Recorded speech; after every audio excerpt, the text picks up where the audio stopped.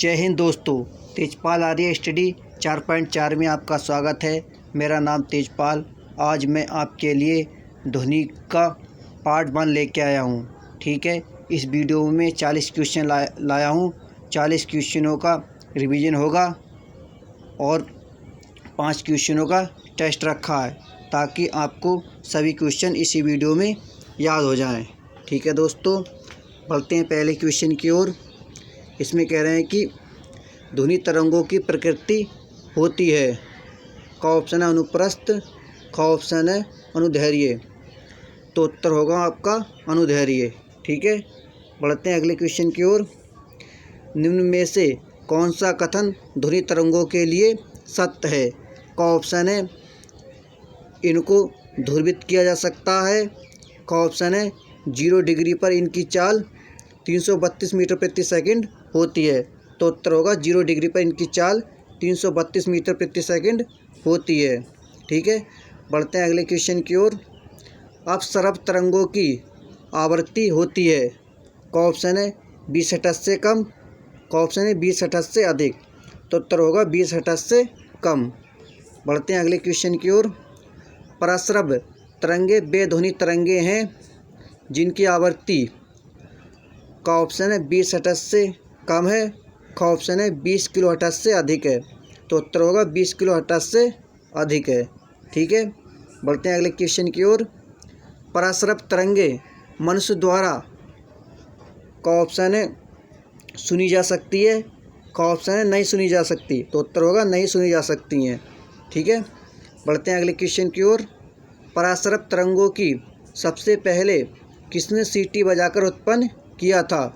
तो का ऑप्शन है न्यूटन ने। का ऑप्शन है गाल्टन ने। तो उत्तर होगा गाल्टन ने। ठीक है दोस्तों, वीडियो अच्छा लगे तो वीडियो को लाइक करें। जो दोस्त चैनल पे नए हैं चैनल को सब्सक्राइब करें। बगल में बेल आइकन है उसे प्रेस करें ताकि आने वाली नोटिफिकेशन आपको समय से मिल सके। ठीक है, बढ़ते हैं अगले क्वेश्चन की ओर। शिकार परभक्षियों या बाधाओं का पता लगाने के लिए चमगादड़ अथवा डॉल्फिन किस परिघटना का प्रयोग करते हैं? का ऑप्शन है ध्वनि का अपवर्तन। का ऑप्शन है प्रतिध्वनि का निर्धारण। तो उत्तर होगा प्रतिध्वनि का निर्धारण। बढ़ते हैं अगले क्वेश्चन की ओर। कीड़ों तथा हानि पहुंचाने वाले तत्वों को घरों से दूर भगाने के लिए प्रयोग में लाया जाता है। का ऑप्शन है अल्ट्रासोनिक तरंग। का ऑप्शन है रेडियो तरंग। तो उत्तर होगा अल्ट्रासोनिक तरंग। बढ़ते हैं अगले क्वेश्चन की ओर। ध्वनि का तारतम्य किस पर निर्भर करता है? का ऑप्शन है आवृत्ति। का ऑप्शन है तीव्रता। तो उत्तर होगा आवृत्ति। ठीक है, बढ़ते हैं अगले क्वेश्चन की ओर। विमानों के आंतरिक भागों की सफाई में किसका उपयोग किया जाता है? तो पहला ऑप्शन है परासरब तरंग। का ऑप्शन है कार्बन डाइऑक्साइड। तो उत्तर होगा परासरब तरंग। बढ़ते हैं अगली क्वेश्चन की ओर। 20 हर्ट्ज से 20,000 हर्ट्ज बारंबारता की ध्वनि निम्नलिखित में से क्या है? तो उत्तर है का ऑप्शन है अल्ट्रासाउंड। का ऑप्शन है श्रव्य ऑडिबल ध्वनि। तो उत्तर होगा श्रव्य ऑडिबल ध्वनि। ठीक है, बढ़ते हैं अगले क्वेश्चन की ओर। चंद्रमा पर धरातल से दूर विस्फोट सुनाई नहीं पड़ता है। का ऑप्शन है वायुमंडल की अनुपस्थिति के कारण। का ऑप्शन है ध्वनि तरंगों की तीव्रता कम होने के कारण। तो उत्तर होगा वायुमंडल की अनुपस्थिति के कारण। ठीक है, बढ़ते हैं अगले क्वेश्चन की ओर। चमगादड़ अंधेरे में उड़ सकता है क्योंकि? का ऑप्शन है अंधेरे में उसे साफ दिखाई देता है। का ऑप्शन है वे अति तीव्र ध्वनि तरंगे पैदा करते हैं। तो उत्तर होगा वे अति तीव्र ध्वनि तरंगे पैदा करती है। ठीक है, जो उसका नियंत्रण करती है। बढ़ते हैं अगले क्वेश्चन की ओर। वायु में ध्वनि की चाल 332 मीटर प्रति सेकंड होती है। यदि दाब बढ़ाकर दुगना कर दिया जाए तो ध्वनि की चाल होगी। का ऑप्शन है 664 मीटर प्रति सेकंड। का ऑप्शन है 332 मीटर प्रति सेकंड। तो उत्तर होगा 332 मीटर प्रति सेकंड। पढ़ते हैं अगले क्वेश्चन की ओर। निम्न द्रव्यों में से ध्वनि सबसे तेज यात्रा करती है। का ऑप्शन है स्टील में, का ऑप्शन है वायु में। उत्तर होगा स्टील में। बढ़ते हैं अगले क्वेश्चन की ओर। बादलों की बिजली की चमक के काफ़ी समय बाद बादलों की गर्जन सुनाई देती है, इसका कारण है। का ऑप्शन है बादल ध्वनि तरंगों को रोक देते हैं। का ऑप्शन है प्रकाश की चाल ध्वनि की चाल में बहुत अधिक है। ठीक है, तो उत्तर होगा प्रकाश की चाल ध्वनि की चाल में बहुत अधिक है। ठीक है, पढ़ते हैं अगले क्वेश्चन की ओर। वायु में ध्वनि का वेग है लगभग। का ऑप्शन है 330 मीटर प्रति सेकंड। का ऑप्शन है 220 मीटर प्रति सेकंड। तो उत्तर होगा 330 मीटर प्रति सेकंड। पढ़ते हैं अगले क्वेश्चन की ओर। किस माध्यम में ध्वनि सबसे तेज चलती है। का ऑप्शन है ठोस में, का ऑप्शन है गैस में। तो उत्तर होगा ठोस में। बढ़ते हैं अगले क्वेश्चन की ओर। ध्वनि का वेग भिन्न भिन्न माध्यमों में का ऑप्शन है समान होता है। का ऑप्शन है भिन्न भिन्न होता है और ठोस में सबसे अधिक होता है। तो उत्तर होगा भिन्न भिन्न होता है और ठोस में सबसे अधिक होता है। ठीक है दोस्तों, अगर वीडियो अच्छा लगे तो वीडियो को लाइक करते चलें। नेक्स्ट, लगभग 20 डिग्री सेल्सियस के तापक्रम पर किस माध्यम में ध्वनि की गति अधिकतम रहेगी। का ऑप्शन है हवा में, का ऑप्शन है लोहा में। तो उत्तर होगा लोहा में। बढ़ते हैं अगले क्वेश्चन की ओर। निम्न में से कौन सा एक कथन सही नहीं है। का ऑप्शन है तापमान के बढ़ने पर वायु में ध्वनि का वेग बढ़ता है। का ऑप्शन है आर्द्रता के बढ़ने पर वायु में ध्वनि का वेग कम हो जाता है। तो उत्तर है आर्द्रता के बढ़ने पर वायु में ध्वनि का वेग कम हो जाता है। पढ़ते हैं अगले क्वेश्चन की ओर। वायु में ध्वनि का वेग का ऑप्शन है ताप के बढ़ने से घटता है। का ऑप्शन है ताप के घटने से घटता है। तो उत्तर होगा ताप के घटने से घटता है। बढ़ते हैं अगले क्वेश्चन की ओर। पराध्वनिक विमान उड़ते हैं। का ऑप्शन है ध्वनि की चाल से। का ऑप्शन है ध्वनि की चाल से अधिक चाल से। तो उत्तर होगा ध्वनि की चाल से अधिक चाल से। ठीक है, बढ़ते हैं अगले क्वेश्चन की ओर। इसमें कह रहे हैं वस्तु के वेग तथा उसी माध्यम में एवं उन्हीं परिस्थितियों में ध्वनि के वेग के अनुपात को कहते हैं। का ऑप्शन है स्थायित्व संख्या। का ऑप्शन है मेक संख्या। तो उत्तर होगा मेक संख्या। बढ़ते हैं अगले क्वेश्चन की ओर। मेक अंकों का प्रयोग वेग के संबंध में किया जाता है। का ऑप्शन है ध्वनि के, का ऑप्शन है वायुयान के। तो उत्तर होगा वायुयान के। पढ़ते हैं अगले क्वेश्चन की ओर। ध्वनि या ध्वनि प्रदूषण मापा जाता है। का ऑप्शन है फोन में, का ऑप्शन है डेसिबल में। तो उत्तर होगा डेसिबल में। नेक्स्ट, साधारण बातचीत के ध्वनि की तीव्रता होती है। का ऑप्शन है 20 से 30 डेसिबल। का ऑप्शन है 30 से 40 डेसिबल। तो उत्तर होगा 30 से 40 डेसिबल। पढ़ते हैं अगले क्वेश्चन की ओर। ध्वनि की वह विशेषता जो एक मादा ध्वनि को नर ध्वनि से भिन्न करती है क्या कहलाती है। का ऑप्शन है तारत्व। का ऑप्शन है प्रावस्था। तो उत्तर होगा तारत्व। नेक्स्ट, ध्वनि के किस लक्षण के कारण कोई ध्वनि मोटी या पतली होती है। का ऑप्शन है तीव्रता। का ऑप्शन है तारत्व। तो उत्तर होगा तारत्व।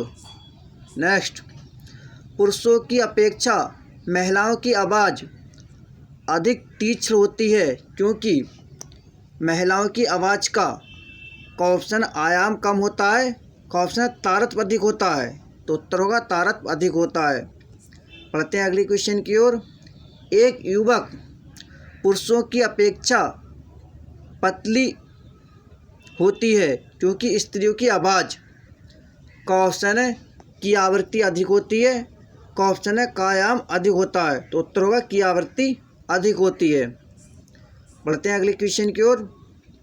यदि सितार और बांसुरी पर एक ही स्वर बजाया जाए तो उनसे उत्पन्न ध्वनि का भेद निम्नलिखित में अंतर के कारण किया जा सकता है।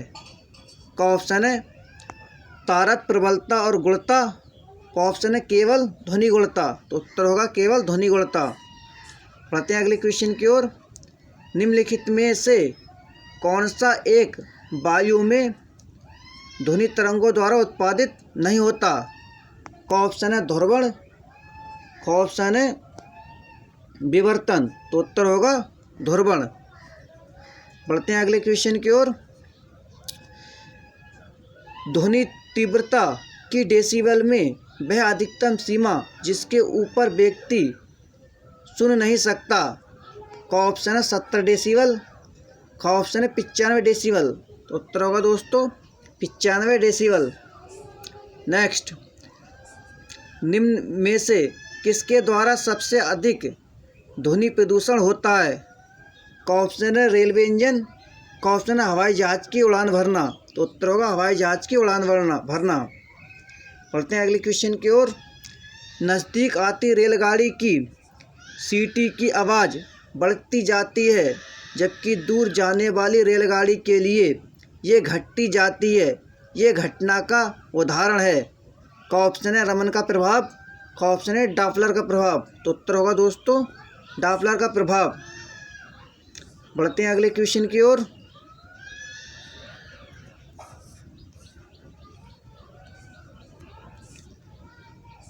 क्वेश्चन है, एक अंतरिक्ष यात्री अपने सहपाठी को चंद्रमा की सतह पर सुन नहीं सकता क्योंकि का ऑप्शन है उत्पादित आवृत्ति से अधिक होती है,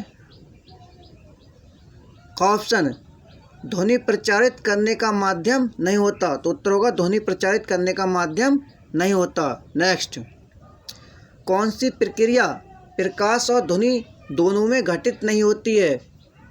का ऑप्शन है विवर्तन, का ऑप्शन है ध्रुवण। तो उत्तर होगा ध्रुवण। बढ़ते हैं अगले क्वेश्चन की ओर। चिल्लाते समय व्यक्ति हमेशा हथेली को मुंह के समीप रखते हैं क्योंकि का ऑप्शन है उस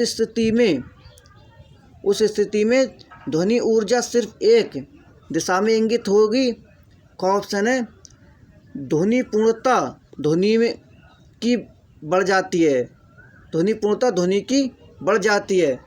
तो उत्तर होगा उस स्थिति में ध्वनि ऊर्जा सिर्फ एक दिशा में इंगित होती है।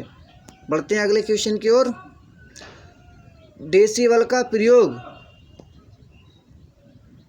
क्यों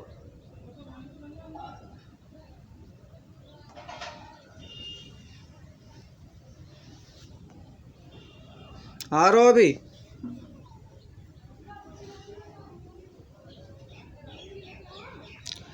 डेसिबल का प्रयोग निम्नलिखित में से किसके मापन के लिए किया जाता है? तो का ऑप्शन है प्रकाश की गति, का ऑप्शन है ध्वनि की तीव्रता। तो उत्तर होगा ध्वनि की तीव्रता। ठीक है, 40 क्वेश्चन आपके पूरे हो गए। इन्हीं 40 क्वेश्चनों का रिवीजन होगा ताकि सभी क्वेश्चन आपको इसी वीडियो में याद हो जाएं। ठीक है, पहला क्वेश्चन है ध्वनि तरंगों की प्रकृति होती है? उत्तर अनुदैर्घ्य। नेक्स्ट, निम्न में से कौन सा कथन ध्वनि तरंगों के लिए सत्य है? तो उत्तर है 0 डिग्री पर इनकी चाल 332 मीटर प्रति सेकंड होती है। ठीक है, बढ़ते हैं अगले क्वेश्चन की ओर। अपसरब तरंगों की आवृत्ति होती है? उत्तर 20 हर्ट्ज से कम। नेक्स्ट, बढ़ते हैं अगले क्वेश्चन की ओर। परासरब तरंगों की आवृत्ति होती है जिनकी आवृत्ति उत्तर है 20 किलो हर्ट्ज से अधिक होती है। नेक्स्ट, परासरब तरंगें मनुष्य द्वारा उत्तर है नहीं सुनी जा सकती। बढ़ते हैं अगले क्वेश्चन की ओर। परासरब तरंगों को सबसे पहले किसने सीटी बजाकर उत्पन्न किया था? उत्तर है गाल्टन ने। बढ़ते हैं अगले क्वेश्चन की ओर। शिकार परवक्षियों या बाधाओं का पता लगाने के लिए चमगादड़ अथवा डॉल्फिन किस परिघटना का प्रयोग करते हैं? तो उत्तर होगा प्रतिध्वनि का निर्धारण। बढ़ते हैं अगले क्वेश्चन की ओर। कीड़ों तथा हानि पहुंचाने वाले तत्वों को घरों से दूर भगाने के लिए प्रयोग में लाया जाता है। तो उत्तर अल्ट्रासोनिक तरंग। बढ़ते हैं अगले क्वेश्चन की ओर। ध्वनि या तारक किस पर निर्भर करता है? उत्तर आवृत्ति पर। बढ़ते हैं अगले क्वेश्चन की ओर। विमानों के आंतरिक भागों की सफाई में किसका उपयोग किया जाता है? तो उत्तर होगा पराश्रव तरंग। बढ़ते हैं अगले क्वेश्चन की ओर। 20 हर्ट्ज से 20,000 हर्ट्ज बारंबारता की ध्वनि निम्नलिखित में से क्या है? उत्तर है श्रव्य ऑडिबल ध्वनि। बढ़ते हैं अगले क्वेश्चन की ओर। चंद्रमा पर धरातल से दूर विस्फोट सुनाई नहीं पड़ता है। उत्तर है वायुमंडल की अनुपस्थिति के कारण। बढ़ते हैं अगले क्वेश्चन की ओर। चमगादड़ अंधेरे में उड़ सकती है क्योंकि? तो उत्तर होगा वे अति तीव्र ध्वनि तरंगें पैदा करती है जो उसका नियंत्रण करती है। ठीक है, बढ़ते हैं अगले क्वेश्चन की ओर। वायु में ध्वनि की चाल 332 मीटर प्रति सेकंड होती है। यदि दाब बढ़ाकर दोगुना कर दिया जाए तो ध्वनि की चाल होगी। तो उत्तर होगा 332 मीटर प्रति सेकंड।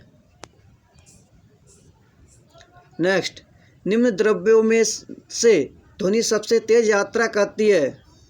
तो उत्तर है स्टील में। बढ़ते हैं अगले क्वेश्चन की ओर। बादलों की बिजली की चमक के काफ़ी समय बाद बादलों की गर्जन सुनाई देती है। इसका कारण है? उत्तर प्रकाश की चाल ध्वनि की चाल में बहुत अधिक है। बढ़ते हैं अगले क्वेश्चन की ओर। वायु में ध्वनि का वेग है लगभग। उत्तर है 330 मीटर प्रति सेकंड। बढ़ते हैं अगले क्वेश्चन की ओर। किस माध्यम में ध्वनि सबसे तेज चलती है? तो उत्तर है ठोस में। बढ़ते हैं अगले क्वेश्चन की ओर। ध्वनि का वेग भिन्न भिन्न माध्यमों में। तो उत्तर है भिन्न भिन्न होता है और ठोस में सबसे अधिक होता है। बढ़ते हैं अगले क्वेश्चन की ओर। लगभग 20 डिग्री सेल्सियस के तापक्रम पर किस माध्यम में ध्वनि की गति अधिकतम रहेगी? तो उत्तर है लोहा में।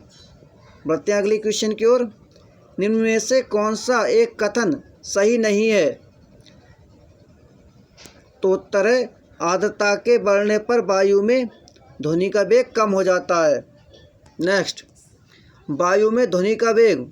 तो उत्तर है तापमान के घटने से घटता है। बढ़ते हैं अगले क्वेश्चन की ओर। पराध्वनिक विमान उड़ते हैं। तो उत्तर है ध्वनि की चाल से अधिक चाल से। बढ़ते हैं अगले क्वेश्चन की ओर। वस्तु के वेग तथा उसी माध्यम में एवं उन्हीं परिस्थितियों में ध्वनि के वेग के अनुपात को कहते हैं। तो उत्तर है मेक संख्या। बढ़ते अगले क्वेश्चन की ओर। मेक अंकों का प्रयोग वेग के संबंध में किया जाता है। तो उत्तर है वायुयान के। नेक्स्ट, ध्वनि या ध्वनि प्रदूषण मापा जाता है। तो उत्तर है डेसिबल में। बढ़ते हैं अगले क्वेश्चन की ओर।